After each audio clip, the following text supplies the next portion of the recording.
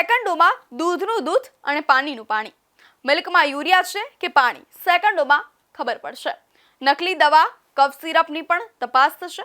સુરતમાં 50 કરોડની high tech lab બનશે. દક્ષિણ ગુજરાતમાં છેલ્લા કેટલાક સમયથી નકલી પનીર, મિલાવટી મસાલા અને ભેળસેળિયા દૂધના કૌભાંડોએ માઝા મૂકી છે. આ ગંભીર સ્થિતિને જોતા રાજ્ય સરકારે સુરત ઝોન સહિત દક્ષિણ ગુજરાતને ખૂબ મોટી ભેટ આપી છે.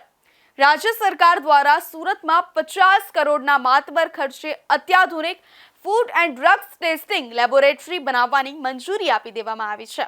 આ લેબ શરૂ થવાથી માત્ર ખોરાક જ નહીં પણ નકલી દવાઓ વેચતા માફિયાઓ પર પણ સકંજો કસાશે. હવે ગણતરીની સેકન્ડોમાં જ દૂધનું દૂધ અને પાણીનું પાણી થઈ જશે. દૂધમાં યુરિયા છે કે પાણી તેનો ટેસ્ટ સેકન્ડોમાં થઈ જશે. નકલી દવા, કફ સિરપની પણ તપાસ થશે. અત્યાર સુધી દૂધમાં પાણી કે યુરિયાની ભેળસેળ તપાસવા માટે લાંબી પ્રક્રિયા કરવી પડતી હતી, પરંતુ નવી લેબમાં એવી અત્યાધુનિક ટેકનોલોજી હશે જે ગણતરીની સેકન્ડોમાં જ દૂધનું દૂધ અને પાણીનું પાણી કરી નાખશે.